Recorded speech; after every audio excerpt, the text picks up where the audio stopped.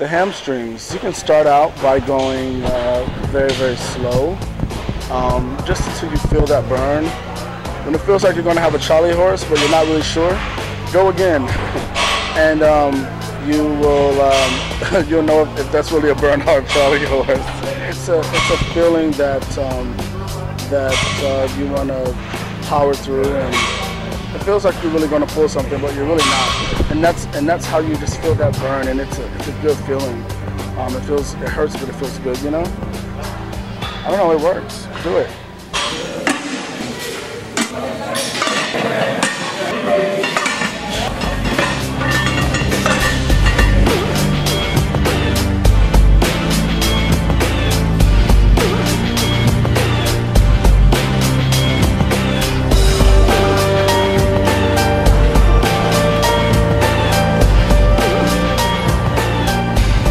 Hey guys, this is Benny Brantley.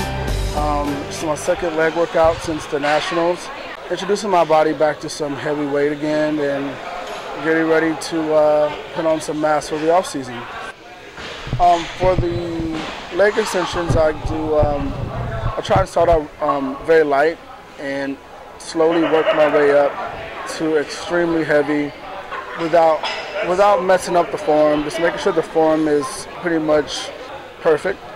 I don't go to failure on every workout. I don't go to failure. There's really no need to.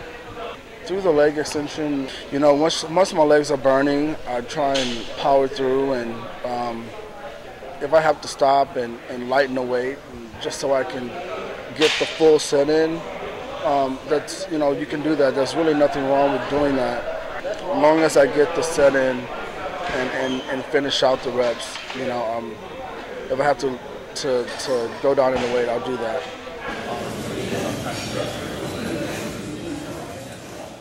And I try and do the one leg press. I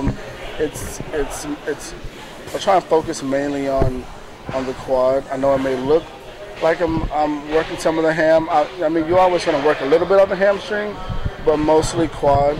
And there you can turn your toes in or out and get your inner sweep and your outer sweep of the leg.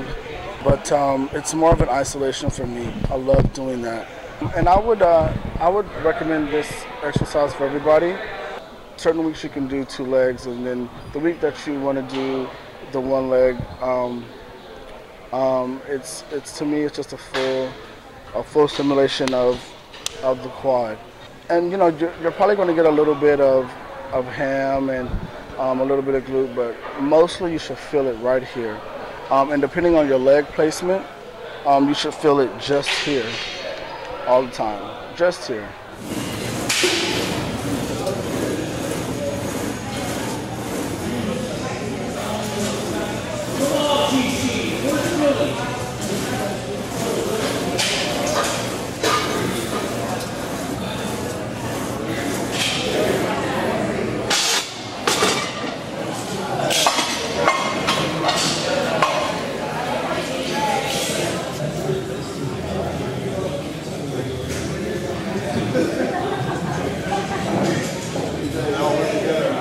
When I started squats, maybe back in 2008, I was really only able to squat maybe like a plate.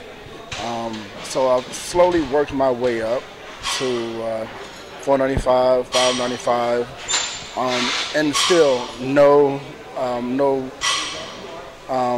knee wraps, no belt, and I guess that's kind of strengthened my back.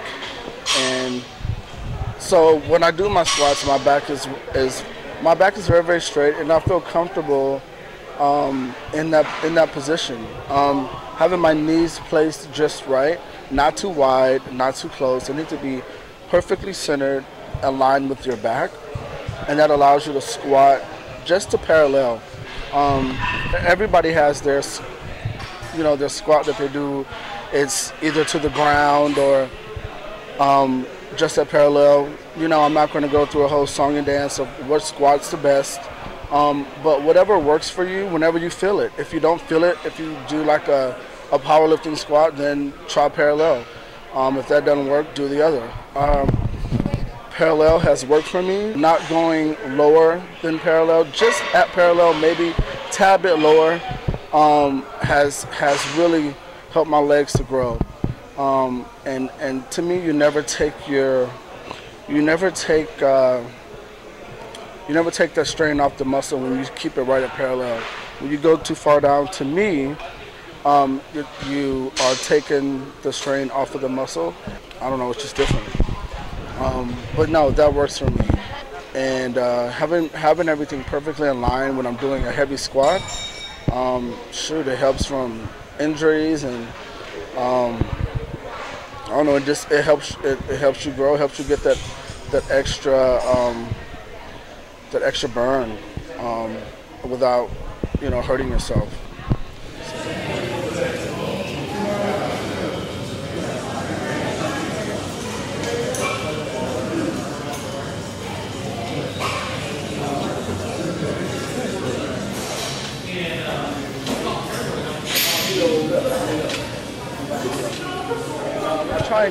I try and keep everything explosive,